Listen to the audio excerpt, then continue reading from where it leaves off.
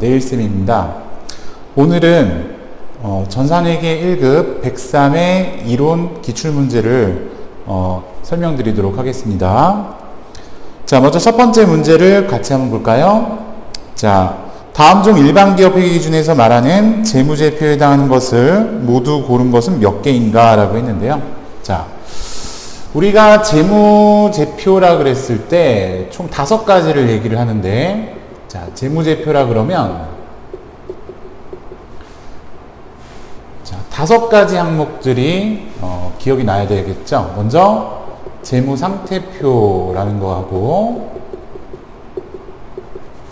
두 번째는 손익계산서, 그 다음에 현금 흐름표, 자본 변동표, 그리고 마지막이 주석이 되겠습니다. 그래서 이 5가지 항목들을 묶어서, 주석까지 포함해서 5가지 항목들을 묶어서 재무제표라고 부르는데요. 자, 그러면 여기서 살펴볼게요. 재무상태표, 그리고 수익금액 조정 명세서, 그리고 현금 흐름표, 손익계산서, 자본 변동표, 제조원가 명세서, 합계잔액시산표, 주석, 주주 명부까지 있죠. 그럼 여기 나열되어 있는 것들을 총 골라보면은 5가지인 거를 알 수가 있겠죠. 그래서 정답은 1번이 되겠습니다. 자, 다음 문제 한번 가볼게요. 두 번째. 다음 자료는 2022년 12월 31일 현재 재무상태표의 각 계정의 잔액이다. 외상매입금은 얼마인가요? 라고 했죠. 자, 이 두 번째 문제를 우리가 이해하기 위해서는 자산, 부채, 자본 각각의 계정들이 어디에 속하는지를 살펴볼 필요가 있겠는데요. 약식으로 재무상태표를 그려보면요. 자, 2022년 12월 31일이 기준이 되겠죠. 그러면 자산은 차변에 넣어주고 부채하고 자본은 대변에 넣어준다라고 생각하겠습니다. 자, 처음에 보통예금 있죠? 보통예금 차변이고요. 30만원. 외상매출금 70만원. 외상매입금, 이건 부채네요. 대변에다가 넣어주고요. 자, 미지급금 부채죠? 금액은 15만원이죠. 자본금은 자본이니까 대변에 있어야 되겠네요. 그래서 자본금이 30만원. 자, 그리고 이익잉여금이 있는데요. 요거는 자본 항목으로 분류가 되겠죠. 그래서 이익잉여금도 대변에 넣어줍니다. 자, 금액은 10만원이죠. 자, 그러면 이 경우에 차변의 합계금액이 100만원이라는 것을 우리가 알 수가 있죠. 그럼 대차평균의 원리에 의해서 차변과 대변의 금액이 같아야 되잖아요. 그래서 대변도 100만원이어야 할 텐데요. 지금 현재 그 외상매입금을 제외한 나머지 금액들이 55만원이라고 나와 있죠. 그렇기 때문에 이 경우 외상매입금은 45만원이라고 답할 수가 있겠죠. 자, 그래서 답은 1번이 나오겠습니다. 자, 그러면 이제 세 번째 문제 넘어가 보죠. 도소매업을 영위하는 미래가 기말 결산 시 영업활동에 사용 중인 차량에 대한 아래의 회계 처리를 누락한 경우라 그랬습니다. 자, 회계 처리가 누락된 경우라고 하면 분개를 하지 않았다는 뜻이 되겠죠. 손익계산서에 미치는 영향을 설명한 것으로 옳은 것은 그랬죠. 그러니까 재무상태표하고 손익계산서에 미치는 영향, 그걸 물어보는 거예요. 자, 분개를 우리가 해보면 차변의 감가상각비라고 분개가 되고, 자, 금액은 100만원이죠. 대변의 감가상각 누계액이라고 분개를 하게 되는데, 자, 차변은 뭐예요? 비용의 발생입니다. 그러니까 비용인 거죠, 비용. 대변은 자산의 감소가 되겠죠. 차관 계정이니까. 근데 우리가 이거를 누락했을 때를 물어보는 거잖아요. 누락시. 그러면 비용은 어떻게 될까요? 비용은 줄어들게 되겠죠. 이 비용은 판매비와 관리비예요. 자, 그 다음에 감가상각 누계액을 분개하지 않는다는 것은 자산을 감소시키지 않았다는 뜻이 되겠죠. 즉 자산이 증가하게 됩니다 라는 거죠. 유형자산.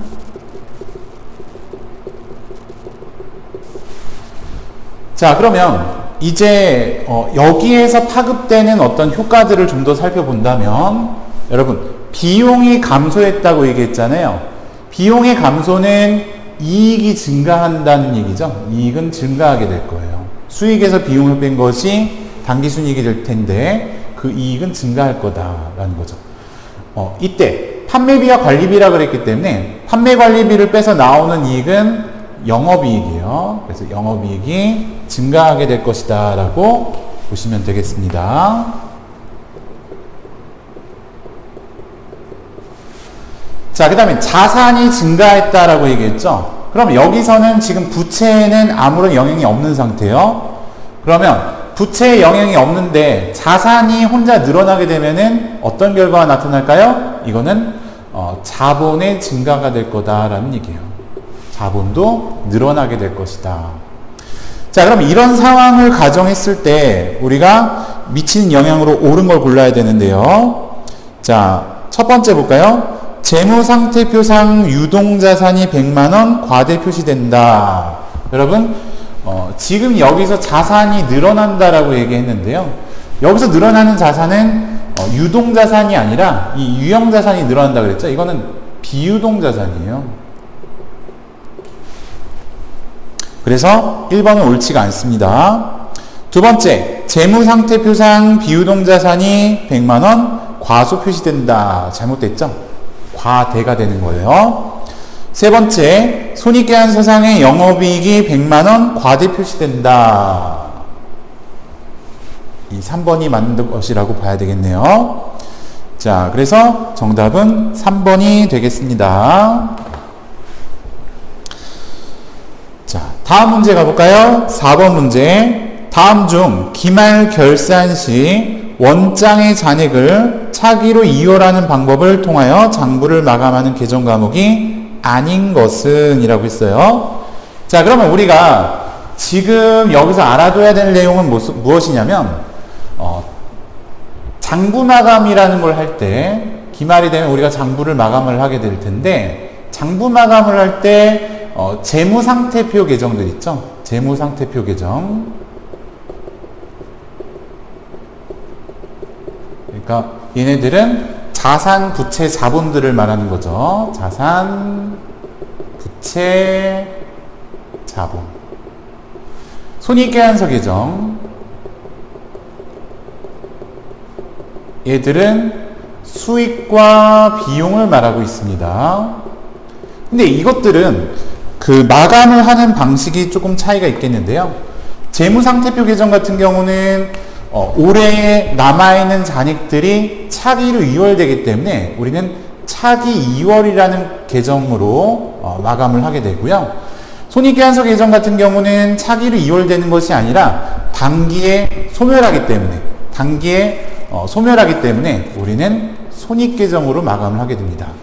그래서 지금 여기서 얘기하고 있는 것은 차기 2월로 마감하는 게 아닌 걸 고르라 그랬죠. 그러면 여기서는 수익이나 비용 항목을 골라야 된다는 뜻이에요. 자, 그럼 첫 번째 볼까요? 선수금이 있는데 선수금은 부채 항목이죠. 2번 기부금. 기부금은 영업의 비용에 속하는 항목이 되겠습니다. 3번 개발비 무형자산이에요. 4번 저장품, 이거는 재고자산입니다.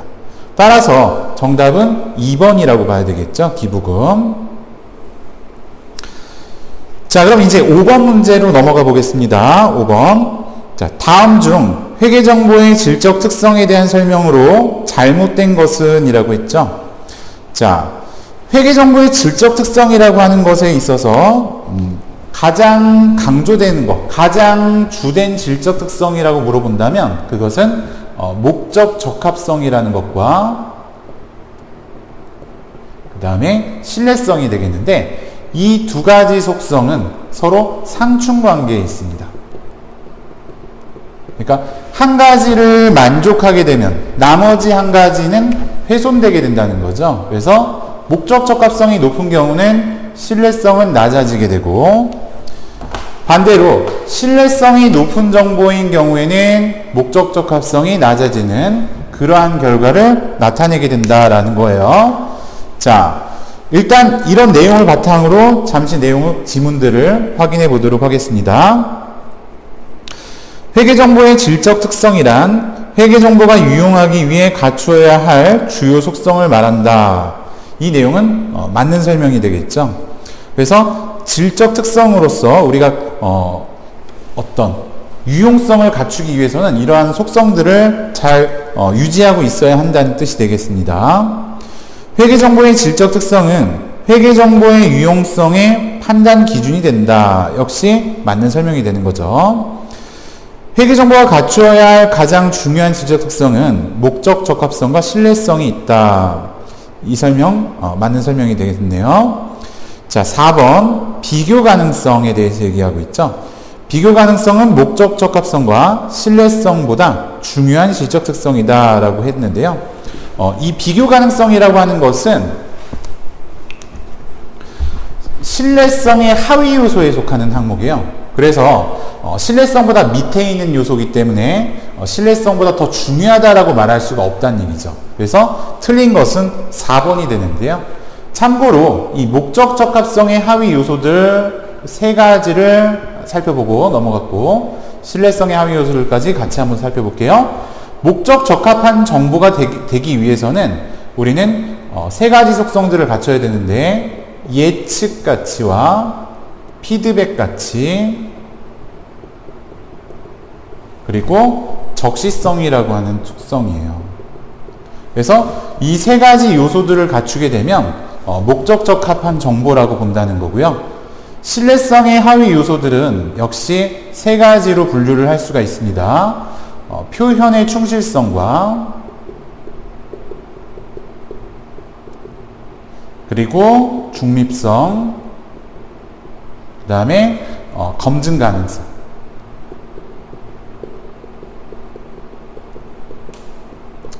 자, 이렇게 세 가지가 있겠고요.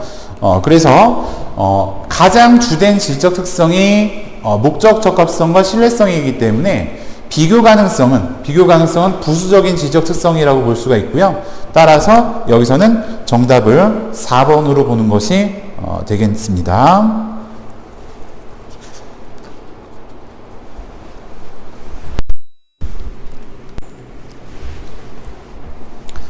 자, 다음 문제 한번 가볼게요. 자, 6번 문제를 보겠습니다. 자, 다음 거래에 대한 회계 처리 시 나타나는 거래 요소의 결합 관계를 아래의 보기에서 모두 고른 것은 이라고 했죠. 자, 내용을 한번 확인해 볼까요? 단기 대여금 5만원과 그에 대한 이자 1,000원을 현금으로 회수하다, 이 거래인데요. 자, 이걸 회계 처리해 보면 차변에 현금이 나오게 되고요. 자, 현금은 51,000원이 되겠죠. 자산의 증가고요. 자, 대변은 단기 대여금 그리고 이자 수익이 나와야 되겠는데요. 단기 대여금, 이자 수익, 자산 감소와 수익 발생이 된다, 이건데요. 자, 그러면 모두 고른 것은 그랬죠? 모두 고른 것은. 그래서 가 자산 증가, 나 자산 감소, 그 다음에 수익의 발생. 그래서 가, 나, 마. 4번이 답이 돼야 되겠죠. 7번으로 넘어가 볼게요. 다음 중 자본에 대한 설명으로 가장 옳지 않은 것은 그랬는데요. 자본은 기업의 자산에서 모든 부채를 차감한 후에 잔여 지분을 의미한다. 여러분 우리가 자본을 다른 말로 뭐라고 부르냐면 순자산이라고 부르고 있거든요. 순자산. 그 말은 나의 자산에서 부채를 차감한 나머지 지분, 그러니까 그것을 순자산이라고 부르고 있습니다. 그래서 1번은 맞는 설명이 되겠죠. 잉여금은 자본거래에 따라 이익잉여금, 손익거래에 따라 자본잉여금으로 구분한다 라고 되어 있는데요. 이 설명은 서로 설명이 바뀌어져 있어요. 그래서 잠시 이 내용을 정정을 해보면, 잉여금은 두 가지가 있는데, 하나는 자본잉여금, 하나는 이익잉여금. 먼저 자본잉여금이라고 하는 것은 자본거래에서 발생한 잉여금이다 라는 거예요. 또 하나는 손익거래에서 발생한 잉여금인데요.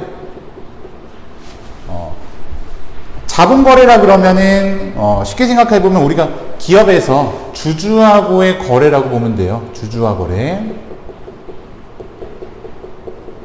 그러니까 뭐 주식을 발행한다거나 뭐 그런 것들을 감자를 한다거나 등등. 그래서 주주하고의 관계에서 발생한 거래, 뭐 내부 거래라고 볼 수 있겠죠. 손익거래는 외부 활동이에요. 외부 활동. 그러니까 영업 활동에서 발생한 거래다.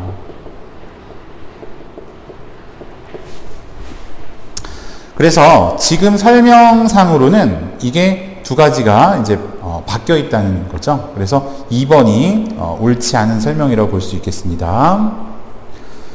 자, 다음 문제 8번 가보겠습니다. 다음 중 일반 기업회계 기준에 의한 수익 인식 기준으로 가장 옳지 않은 것은 그랬죠. 여러분들 알아두셔야 될 것이, 기본적으로 우리 수익 인식은 보통 일반적인 상황에 있어서는 특별한 경우가 아니고서는 인도 기준이라고 보시면 돼요. 대체로. 자, 근데 이제 특별한 경우에는 각각의 이제 상황에 따라 달라질 수 있는데요. 자, 먼저 첫 번째 볼게요. 상품권의 판매라고 했죠. 보통 우리 그 회계상에서 상품권은 판매했을 때 수익으로 보는 것이 아니라 우리가 판매한 사람이 선수금으로 처리를 하게 되어 있습니다. 그래서 수익은 그럼 언제 인식을 하느냐? 그랬을 때 상품권을 회수하고 내가 물품을 상대방에게 인도했을 때, 그때를 수익이 발생하는 시점으로 보고 있거든요. 그래서 1번의 내용을 확인해 보면, 물품 등을 제공 또는 판매하여 상품권을 회수한 때 수익을 인식한다. 맞는 말이죠. 물건을 상대방에게 인도하고 상품권을 돌려받고, 이때 수익으로 보겠다라는 얘기예요. 두 번째, 위탁 판매. 이 부분은, 위탁 판매라는 것은 판매자가 직접 물품을 판매하는 것이 아니라 제3자, 즉 그 사람은 우리가 수탁자라고 부르는데, 그 수탁자에게 물품을 맡겨놓고 그 수탁자가 물품을 대신 판매해주는 그런 방식을 위탁 판매라고 부르고 있습니다. 그래서 실질적으로 위탁자는 물품을 판매하지 않고요, 수탁자가 물품을 판매하고 있는데요. 그렇기 때문에 수탁자가 물품을 팔았을 때, 그때 수익이 발생하는 것으로 본다는 거죠. 자, 설명 한번 볼까요? 자, 위탁자는 수탁자가 해당 제하를 제3자에게 판매한 시점에 수익을 인식한다. 맞는 설명인 거죠. 세 번째, 광고 매체 수수료. 자, 광고 매체 수수료에 대해서 얘기하고 있는데요. 광고 같은 경우는 우리가 이제 광고 촬영을 하고 나서, 광고를 촬영하고 나서 그것이 뭐 일정 기간, 그러니까 우리가 계약을 하는 그 기간 동안에 걸쳐서 수익으로 본다라고 보면 돼요. 그래서 지금 보면 광고 또는 상업방송이 대중에게 전달될 때 수익을 인식한다. 그쵸? 그래서 광고가 시작되는 시점부터 수익을 인식하고, 그 다음에 광고가 방송되는 그 기간에 나눠서 우리가 수익으로 보고 있다라고 보면 되겠습니다. 그래서 이거는 맞는 설명이라고 볼 수 있겠고요. 주문형 소프트웨어의 개발 수수료라고 했는데요. 주문형 소프트웨어의 개발 수수료 같은 경우 소프트웨어의 전달 시의 수익을 인식한다라고 되어 있지만, 요거는 잘못된 거예요. 그래서 소프트웨어를 우리가 주문형이기 때문에 주문에 의해서 소프트웨어를 제공할 때 수수료라고 했다면, 이거는 각각의 진행되는 기준에 따라서, 진행률에 따라서 수익을 인식한다라고 보시면 되겠습니다. 그래서 답은 4번이 가장 옳지 않은 설명이라고 봐야 되겠습니다. 자, 다음 문제 9번으로 가볼 건데요. 여기서부터는 원가 회계에 관한 내용이네요. 자, 볼까요? 9번, 원가 및 비용의 분류 중 제조원가에 해당하는 것은 그랬죠? 여러분, 제조원가이려면은 영업부서나 관리부서에서 발생하는 판매관리비이면 안 되겠죠? 공장에서 발생하는, 그러니까 제품을 제조하기 위해서 들어가는 비용이 한다는 거예요. 그래서 첫 번째 내용을 보면 원재료 운반용 차량의 처분 손실인데요. 물론 설명상 원재료 운반용이라는 설명은 달려 있지만 이것은 자산의 처분 손실이기 때문에 우리가 개정 과목으로 나눠보면 유형자산 처분 손실이 되고, 이러한 유형자산 처분 손실은 영업의 비용으로 처리가 된다는 거예요. 그래서 1번은 영업의 비용이 되는 거고, 자, 2번 영업용 차량의 처분 손실 마찬가지입니다. 차량이 뭐 공장용이든 아니면 본사에서 운행하는 차량이든 간에 어쨌든 영업의 비용이에요. 처분 손실은. 세 번째, 생산부 건물 경비원의 인건비가 있는데 경비원의 인건비, 근데 그게 생산부서라고 방금 얘기했죠. 그렇다면은 이것은 공장에서 발생하는 인건비이기 때문에 간접 노무비 정도가 될 수 있다라고 봐야 되겠죠. 그럼 답은 3번이 되겠습니다. 4번의 영업부 사무실의 소모품비는 판매비와 관리비가 돼야 되기 때문에 여기엔 해당 사항이 없겠습니다. 자, 다음 문제 10번 문제를 살펴볼게요. 다음 중 보조부문 원가의 배분 방법이 아닌 것은 그랬죠. 보조부문의 원가를 배분한다 라고 했을 때 지금 이 문제 10번에서요. 자, 우리가 보조부문의 원가를 제조부문으로 배분을 한다 라고 했을 때 배분을 한다. 자, 그랬을 때 보조부문 간에, 보조부문이 한 개만 있는 게 아니라 보조부문 간의 원가 배분 관계에 의해서 얘를 세 가지 방식으로 원가 계산을 할 수가 있습니다. 세 가지 방식은 먼저 직접 배분법, 단계 배분법, 그리고 상호 배분법. 그래서 직접 배분법이라 그러면 보조부문 간의 원가 배분을 서로 무시하는 관계죠. 그래서 보조부문끼리 서로 무시한다. 그래서 가장 간편한 방식이다 이거죠. 대신 간편하다는 것은 반대로 얘기하면 결과가, 정확도가 낮다는 얘기예요. 자, 그 다음에 그 두 번째 단계 배분법인데요. 이 세 가지 방법들의 가장 절충적인 방법이다 이거예요. 그래서 보조부문 간의 관계를 일부만 고려한다라는 거예요. 일부 고려한다. 그래서 이 방법은 절충적인 방법이다라는 거죠. 절충적인 방법이다. 이때 보조부문 간의 원가 배분 관계는 배분 순서에 의해서 배분이 이루어지기 때문에 만약 배분 순서가 뒤바뀌어 버린다면 이 경우는 잘못된 결과가 나타날 수 있다는 그런 사항도 존재합니다. 상호배분법. 상호배분법은 보조부문 간의 원가 배분 관계를 완전히 고려한다라는 거죠. 완전히 고려한다. 그래서 직접 배분법의 반대 방법이라고 생각할 수 있는데요. 정확도는 가장 높고요.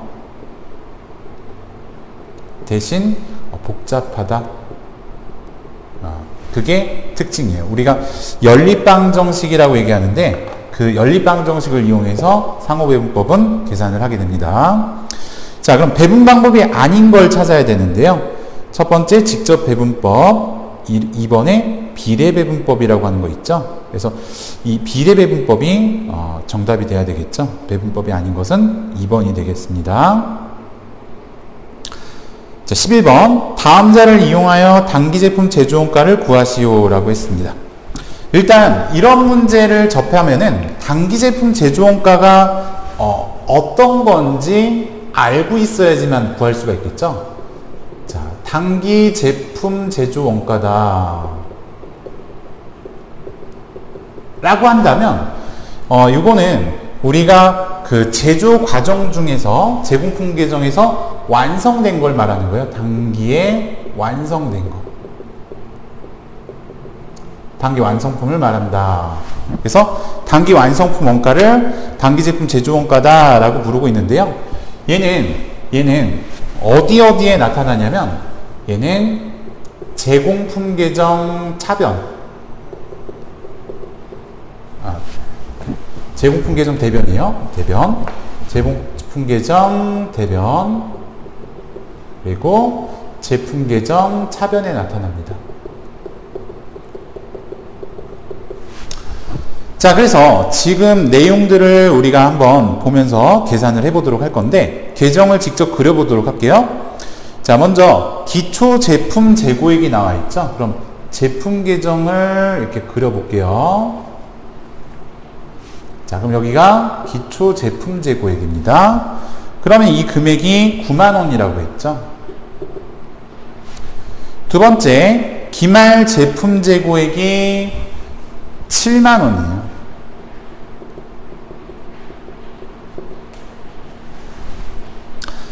자, 그리고 단기 총 제조 비용. 단기 총 제조 비용이라는 건요, 여러분. 단기에 발생한 총 원가란 뜻이거든요. 그래서 직접 재료비, 직접 노무비, 제조 간접비 이 세 가지를 합친 거기 때문에 그것은 이 제품 계정에 나타나는 것이 아니라 제공품 계정에 나타나야 돼요. 그래서 여기에서 해당 사항이 없겠고요. 매출 원가 130만 원을 대입을 해보면, 자, 그럼 이제 제품 계정 차변에 나오는 이 부분이 되겠죠. 이게 단기 제품 제조 원가가 되는 거예요.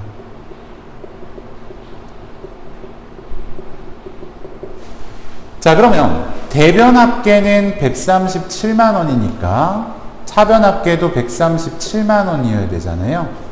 그래서 이 9만 원을 빼주게 되면은 128만 원인가요? 자, 그래서 답은 1번이 나오겠죠. 128만 원. 자, 그러면 이제 12번 문제 계속 이어서 가보도록 하겠습니다. 자, 12번. 다음 중 공손에 대한 설명으로 옳지 않은 것은? 이라고 했죠. 공손품이라는 말이 있죠, 여러분. 공손품. 공손이라는 것은 우리가 제조를 하다 보면은 불량품이 나올 때가 있을 거예요. 그러니까 공손품이라는 것은 품질이 미달되는 불합격품을 공손품이라고 부르는데요. 그러니까 불량품이라고 이해하시면 됩니다. 자, 그러면 공손에 대해서 간단하게 얘기를 해보고 갈게요. 12번. 공손품이다. 그러면 방금 얘기했던 것처럼 불합격품이에요. 그러니까 품질 불량품이다. 이렇게 정리를 할 수가 있겠는데, 그러면 이러한 불량품이 제조 과정 중에 어떻게 해서 이것이 나타났는가? 그 원인이 있겠죠.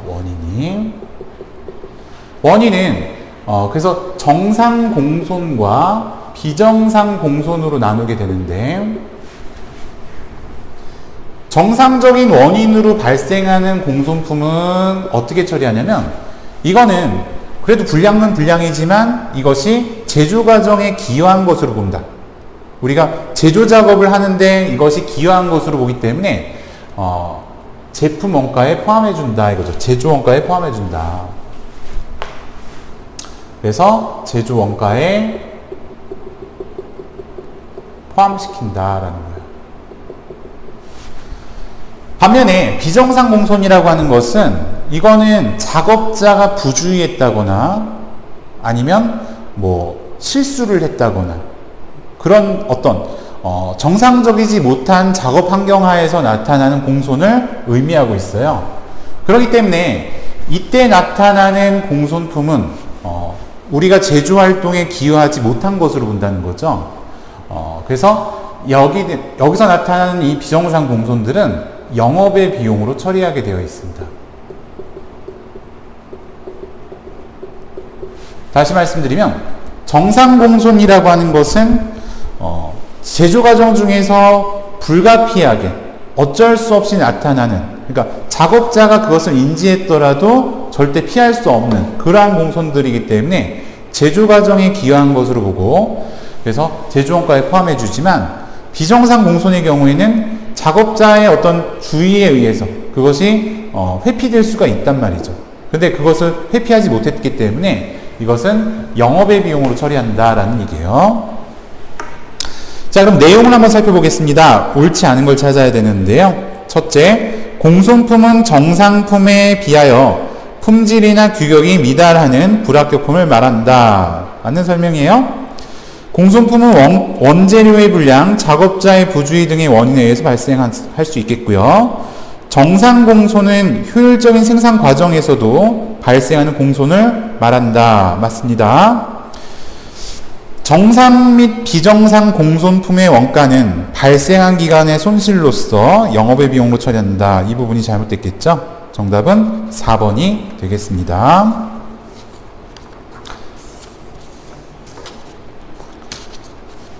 자, 이제 그 다음 문제 13번 문제를 이어서 볼 건데요. 여기서부터는 이제 부가가치세에 대한 내용이라고 볼 수 있겠네요. 자, 13번. 자, 다음 중 부가가치세에 대한 설명으로 잘못된 것은 이라고 했습니다. 자, 부가가치 납부세액은 매출세액에서 매입세액을 뺀 금액으로 한다. 그래서 여러분 우리가 이 부가가치 납부세액을 매출세액에서 매입세액을 빼는 방식으로 계산하기 때문에 이걸 전단계 세액공제법이라는 말을 쓰고 있어요. 그래서 사업자는 자기 단계에서 발생한 부가가치만을 계산하기 위해서 이런 매출세액에서 매입세액을 차감하는 방식으로 계산한다. 이렇게 보시면 되겠어요. 첫 번째는 맞는 설명입니다. 두 번째, 법인 사업자는 부가가치세법상 전자생계하면서 의무발급 대상자이다. 맞는 설명이 되겠죠. 그래서 자, 금전 외의 대가를 받는 경우 공급가액은 자기가 공급받은 재화 또는 용액 시가로 한다. 그래서 이 부분은 맞는 것 같은 말이지만 사실 잘 읽어보면은 잘못된 표현인데요. 금전 외의 대가를 받는 경우 공급가액은 자기가 공급받은이 아니라 자기가 공급한, 그러니까 물건을 판매했을 때 그 판매한 물품의 시가로 한다가 맞는 말이에요. 그래서 공급받은이 아니라 공급한 재화 용액의 시가로 한다라고 해야 되기 때문에 정답은 3번이 돼야 되겠습니다. 자, 그러면 14번으로 바로 넘어갈게요. 다음 중 부가가치세법에 따른 재화 또는 용역의 공급 시기에 대한 설명으로 옳지 않은 것은 그랬죠. 자, 공급 시기라 그러면 생계한서를 발급하는 시기라고도 말할 수가 있겠는데요. 첫 번째 볼게요. 일반적인 경우에는 재화가 인도되거나 혹은 이용 가능하게 되는 때라고 생각을 할 수가 있겠는데요. 특별한 경우에는 또 다른 예외 조건이 있으니까요. 자, 먼저 첫 번째, 현금 판매, 외상 판매의 경우. 자, 현금하고 외상 판매라 그랬죠? 가장 어때요? 흔하게 거래할 수 있는 형태란 말이에요. 그래서 일반적인 기준을 그대로 적용할 수 있다는 뜻이에요. 재화가 인도되거나 이용 가능하게 되는 때이다. 맞는 설명인 거죠. 장기할부 판매의 경우 대가의 각 부분을 받기로 한 때이다. 그러니까 일반적인 단기할부하고 장기할부는 조건이 좀 다른데요. 장기할부의 경우에는 대가의 각 부분을 받기로 한 때를 공급시기로 하고, 단기할부의 경우는 재화가 인도되거나 이용 가능하게 된 때다. 그래서 이게 좀 다른 조건이 되겠어요. 그래서 2번은 맞는 설명입니다. 세 번째, 반환 조건부 판매의 경우. 자, 반환 조건부라는 것은 그런 거예요. 일단은 물건을 인도하고 나서 그것을 써보고 나서 마음에 들지 않으면 며칠 기간 이내에, 우리가 정한 그 기간 이내에 반품이 가능하도록 한 거기 때문에 반환 조건부인 경우에는 반품 기간이 종료되거나 구매 의사를 밝히는 시점이 이제 판매가 확정되는 시기라고 볼 수가 있습니다.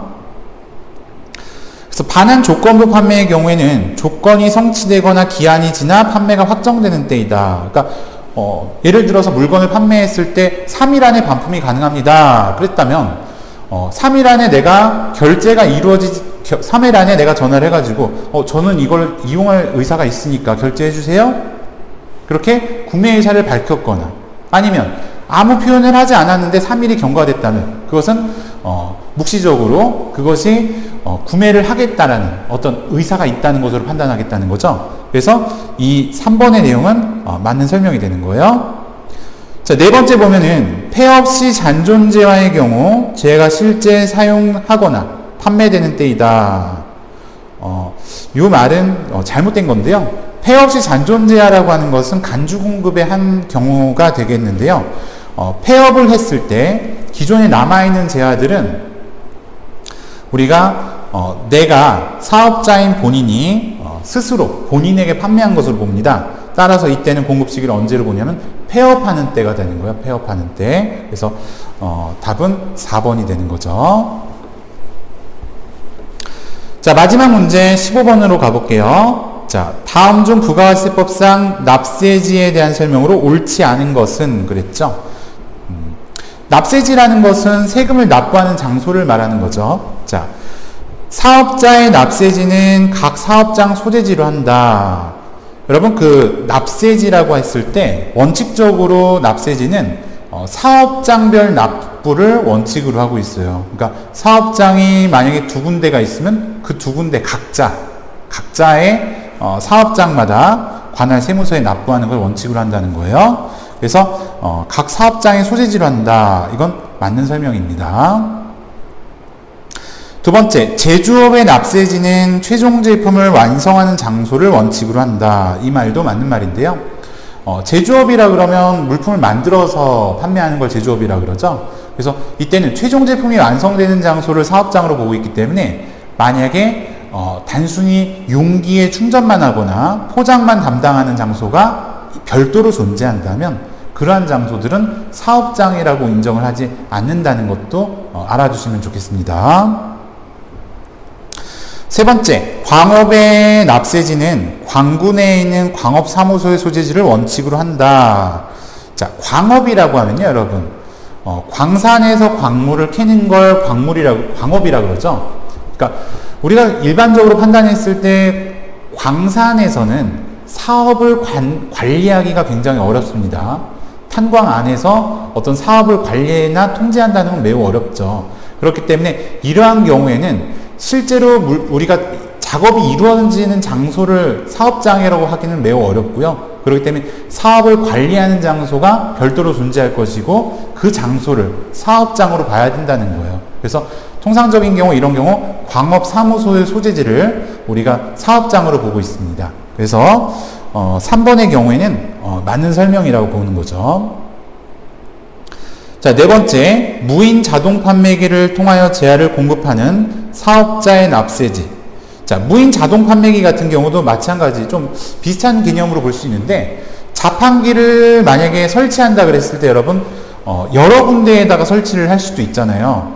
그러면 각자 설치된 장소마다를 다 사업장이라고 본다면 관리하기가 매우 어려운 일들이 발생할 수 있어요.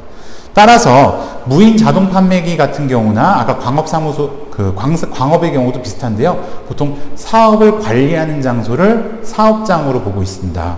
그래서 4번의 경우 사업자의 납세지는 무인 자동 판매기를 설치한 장소로 한다. 이 부분은 잘못된 거예요. 그래서 정답은 4번이 되겠죠. 자, 그래서 이렇게 103회 전산회계 1급 기출문제 이론 문제들을 쭉 한번 설명을 드려봤는데요. 자, 여기까지 설명을 마치고요. 그동안 시청해주신 여러분들 감사합니다.